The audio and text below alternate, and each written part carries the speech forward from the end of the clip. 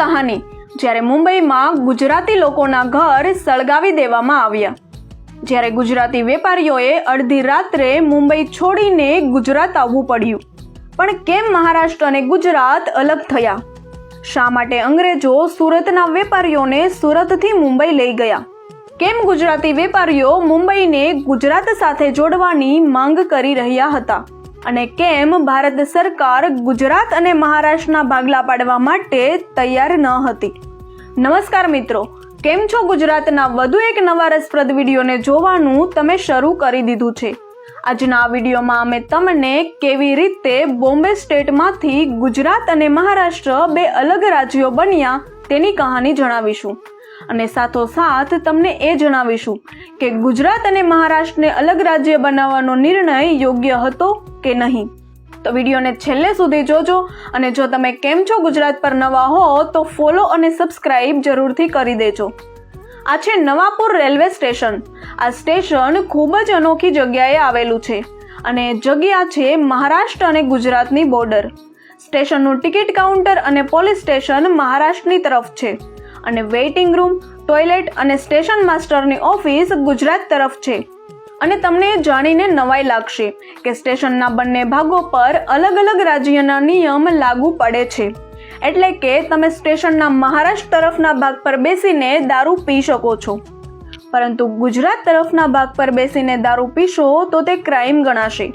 પરંતુ શું તમને ખબર છે, આજથી થોડા દાયકાઓ પહેલા આ લાઈન હતી જ નહીં.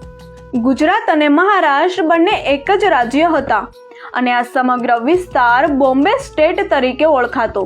આપણી કહાનીની શરૂઆત થાય છે આજથી લગભગ 350 વર્ષ પહેલાથી.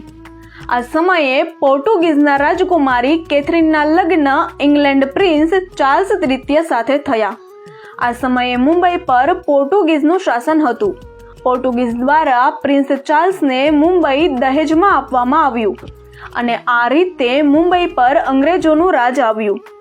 અંગ્રેજ સરકારે વર્ષ 1668માં મુંબઈને ઈસ્ટ ઇન્ડિયા કંપનીને લીઝ પર આપી દીધું.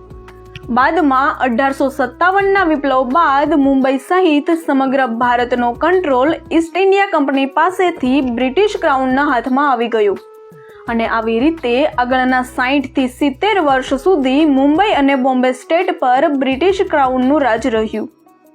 આ દરમિયાન બોમ્બે સ્ટેટનો વ્યાપ વધતો ગયો અને મહારાષ્ટ્ર, ગુજરાત, પાકિસ્તાનનો સિંધ પ્રાંત, કર્ણાટકનો અમુક ભાગ અને યમન દેશને બોમ્બે સ્ટેટમાં ભેળવી દેવામાં આવ્યા.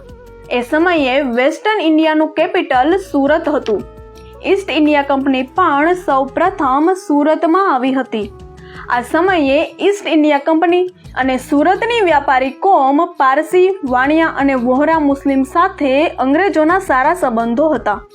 અંગ્રેજો મુંબઈને વ્યાપાર માટેનું ટ્રેડિંગ કેપિટલ બનાવવા માંગતા હતા, જેથી અંગ્રેજોએ સુરતની પારસી, વાણિયા અને વોહરા કોમ્યુનિટીના લોકોને મુંબઈ આવવા માટે કહ્યું. આ રીતે પહેલી વાર ગુજરાતી વ્યાપારીઓ ગુજરાત છોડીને મુંબઈ વ્યાપાર માટે ગયા. આગળ જતા કચ્છી કોમ્યુનિટીના લોકો અને સૌરાષ્ટ્રના પટેલ કોમ્યુનિટીના લોકો પણ વ્યાપાર માટે મુંબઈ ગયા અને મુંબઈમાં પોતાના બિઝનેસનું મોટું નેટવર્ક જમાવ્યું. અંગ્રેજો માનતા હતા કે ગુજરાતી લોકો પાસે બિઝનેસની સૌથી સારી કુશળતા છે.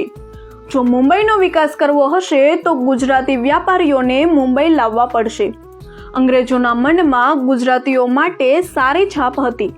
અંગ્રેજો ગુજરાતી વેપારીઓ પર વિશ્વાસ કરતા હતા અને આ વિશ્વાસ વધુ મજબૂત ત્યારે બન્યો જ્યારે ગુજરાતી વેપારીઓએ અંગ્રેજોને આફ્રિકા અને સાઉથ ઈસ્ટ એશિયામાં વ્યાપાર ફેલાવવા માટે મદદ કરી.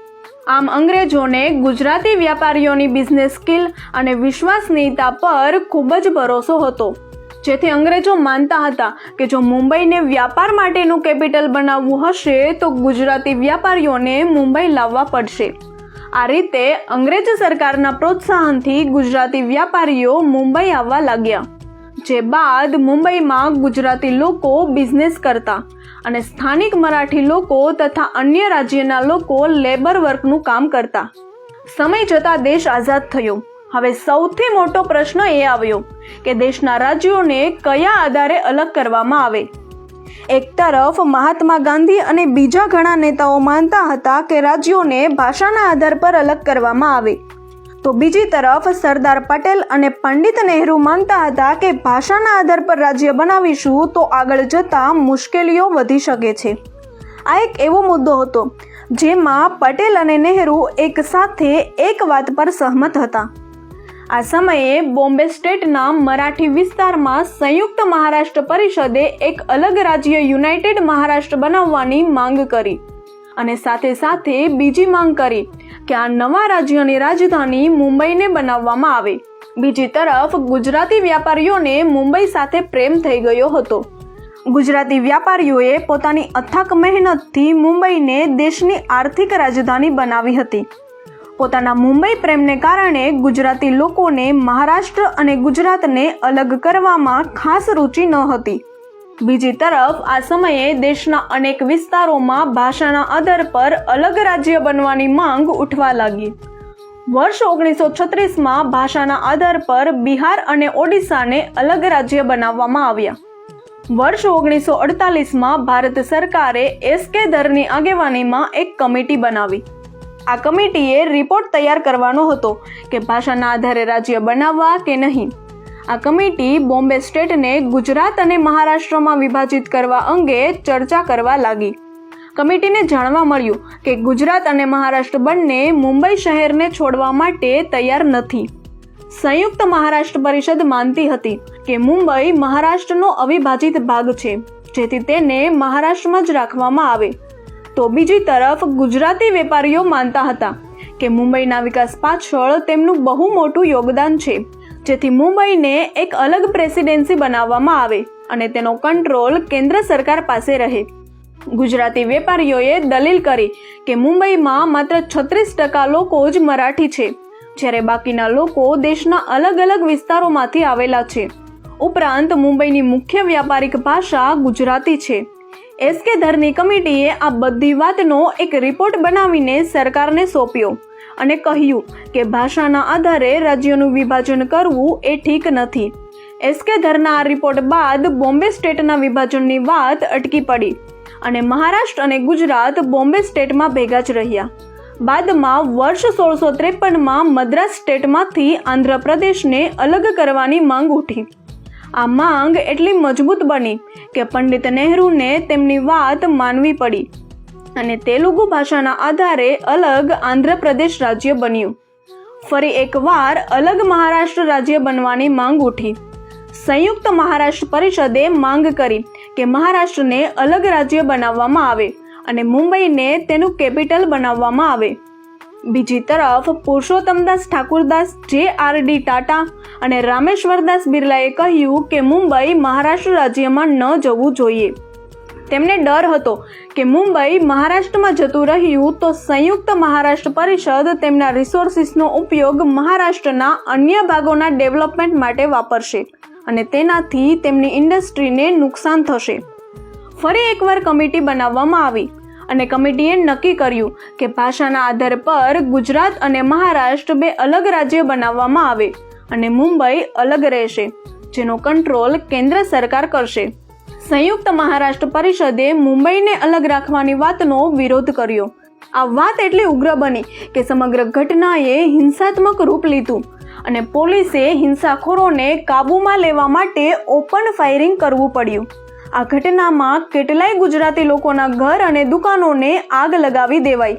કેટલાય ગુજરાતી વેપારીઓ મુંબઈ છોડીને દરિયાઈ રસ્તે ગુજરાત આવવા લાગ્યા.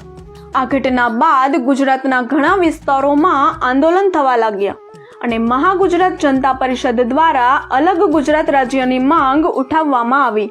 1957ની ચૂંટણીમાં કોંગ્રેસને મળેલા નબળા પ્રતિસાદ બાદ કોંગ્રેસને સમજાયું કે ગુજરાત અને મહારાષ્ટ્રને અલગ રાજ્યોનો દરજ્જો આપવો પડશે. આ દરમિયાન મહાગુજરાત જનતા પરિષદ પણ એ વાત માનવા લાગી કે જો ગુજરાત રાજ્ય જોતું હશે તો મુંબઈ શહેરની માંગને જતી કરવી પડશે.